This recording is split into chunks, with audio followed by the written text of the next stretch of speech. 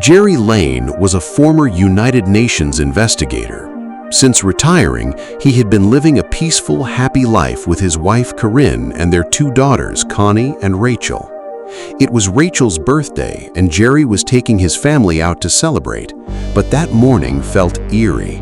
The streets of Philadelphia were deadlocked in a massive traffic jam. Helicopters hovered heavily over the city, and people on the streets seemed gripped by panic. Sensing something was wrong, Gerry turned on the car radio. The news anchor reported that an unknown pandemic was sweeping across the globe. The World Health Organization claimed the virus was spreading from animals to humans through bites, showing symptoms closely resembling rabies. So far, 12 countries had already fallen victim to this mysterious outbreak. Suddenly, police cruisers sped past them through the traffic. Gerry stepped out of his car to gauge the situation. Moments later, a loud explosion rocked the street just ahead, triggering a frantic stampede. Amidst the chaos, a police officer on a motorcycle pulled up next to Gerry and ordered him back inside his vehicle. Terrified, Gerry scrambled inside. Right then, a massive, out-of-control truck barreled down from behind, crushing the officer instantly. It plowed ahead ruthlessly, smashing through the gridlocked cars. Seeing an opening, Gerry immediately accelerated, tailing the truck to escape the traffic. But at a nearby intersection, the truck collided with another semi and flipped over. Gerry quickly veered into another lane to escape, but his car was violently T-boned by two vehicles in quick succession. Fortunately, the airbags deployed, saving Gerry and his family. Gerry and Corinne scrambled to pull the kids out of the wreckage, only to find utter madness on the streets. Everyone was running for their lives from an unseen terror. Suddenly, right before their eyes, a snarling woman leapt onto the windshield of a nearby car. Like a feral beast, she repeatedly slammed her own head against the glass until it shattered. She then pounced onto the man inside, savage as an animal, biting into his arm before sprinting away.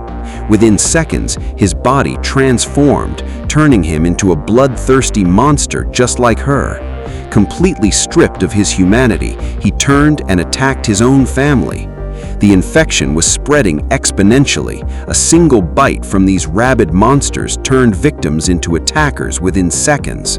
Reacting quickly, Gerry and Corinne grabbed their children, hijacked an RV, and managed to break out of the chaotic city. As they drove, Gerry received a call from his old friend, Thierry, the Deputy Secretary General of the United Nations. Gerry demanded to know what was happening. Thierry confessed he was in the dark too, stating he had never seen a pandemic this aggressive and had barely escaped with his own life.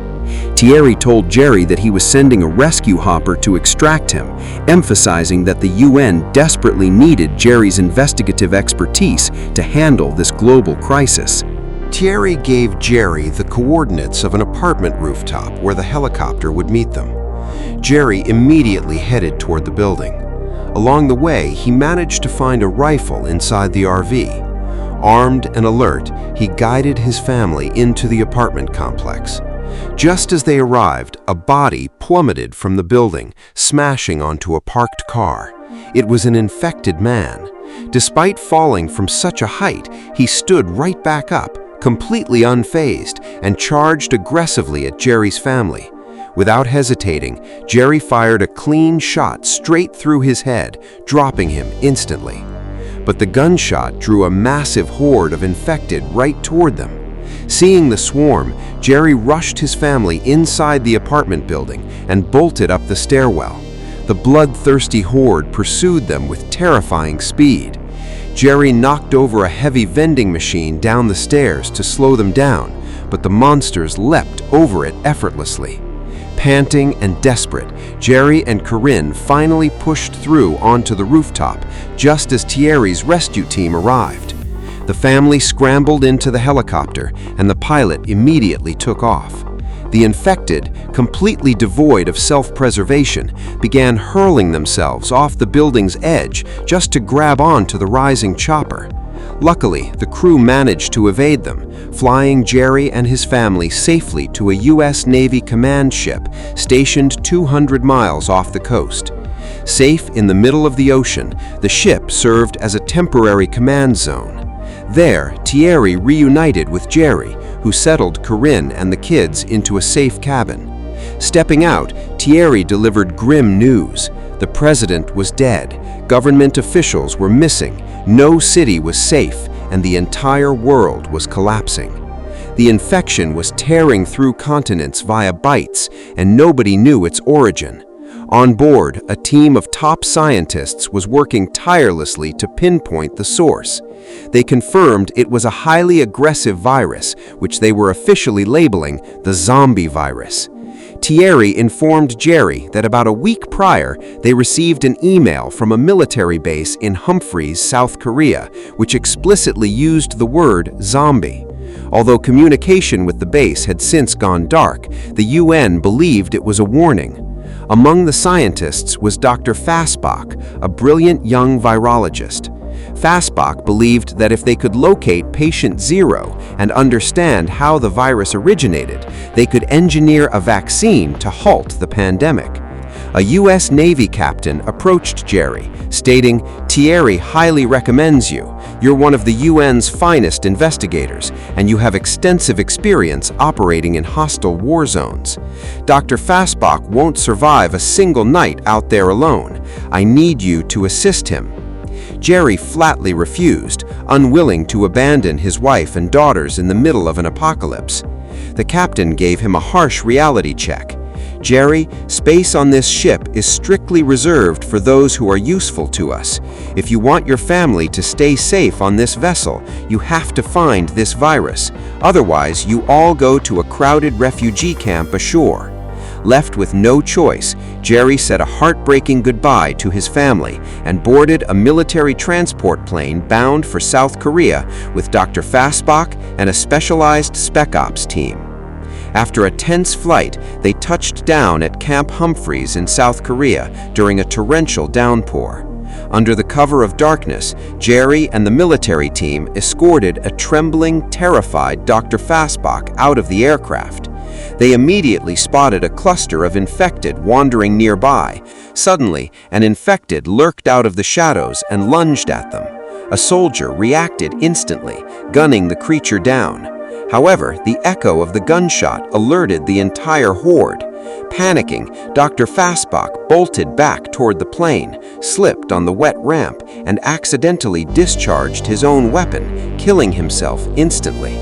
Before the horde could overwhelm them, another military unit stationed at the base arrived, laying down cover fire and securing Gerry and the team inside a fortified bunker. Once inside, Gerry immediately asked the base commander, "Do these things hunt by sound?" The commander nodded, confirming that sound drives them into a frenzy, adding that bullets barely slow them, so burning them is the only effective way to neutralize them. The commander then asked Gerry, "Who are you, and who was that amateur who just shot himself?" Gerry replied, "He was a virologist and our last hope at finding a cure. The UN received an email from this base 11 days ago mentioning the word zombie. What can you tell me about it?" The commander led Gerry to a room filled with the charred remains of infected soldiers. He explained that when the outbreak hit, we found 15 soldiers trying to restrain a man on a medical table. That man was infected, and he bit everyone in the room. Within minutes, they all turned, forcing us to burn them alive. Gerry asked who the man on the table was and who bit him. The commander revealed that the man was the base doctor. He had been dispatched to a nearby village to check on a soldier who had gone AWOL. According to the villagers, the AWOL soldier was acting erratically. Black fluid was leaking from his mouth, and he was violently biting people. The villagers shot him and locked him in a barn. The doctor was bitten while examining the body, returned to base infected, and unleashed the virus here. Gerry asked where the colonel was who witnessed all this. The commander pointed to the ashes. The colonel had turned and was incinerated with the rest. Disturbingly, his severed, charred fingers were still twitching on the floor. Gerry then inquired if anyone knew how the original soldier got infected, but the commander admitted all records were destroyed when the base burned. While inspecting the bunker, Gerry noticed a soldier walking with a severe limp and asked if he had been bitten. The commander smiled grimly and said, "No, that's just a bad knee infection, but he's incredibly lucky. When the outbreak happened, he got trapped in a room with nearly a dozen infected." As they walked through the facility, Gerry noticed an old, half-crazed man locked inside a cell, muttering nonsensically. The commander explained that the prisoner was a rogue CIA agent caught illegally smuggling weapons to North Korea. Curious, Gerry approached the cage. The agent had bizarrely pulled out almost all of his own teeth. Gerry asked, "Why smuggle guns to North Korea? Did firearms help them survive the virus?"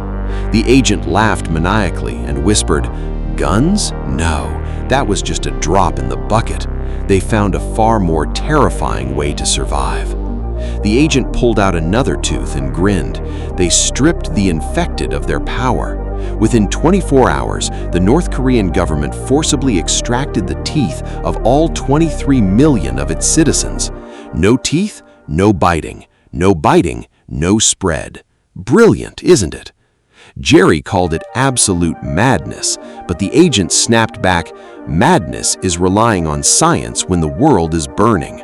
We should have acted like North Korea or Israel." Gerry frowned.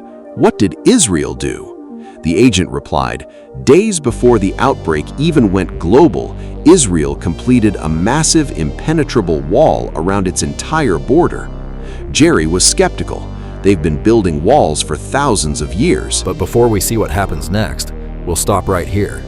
In part 2, we'll discover whether they make it out alive, what really caused all of this, and the shocking twist that changes everything. Don't miss it.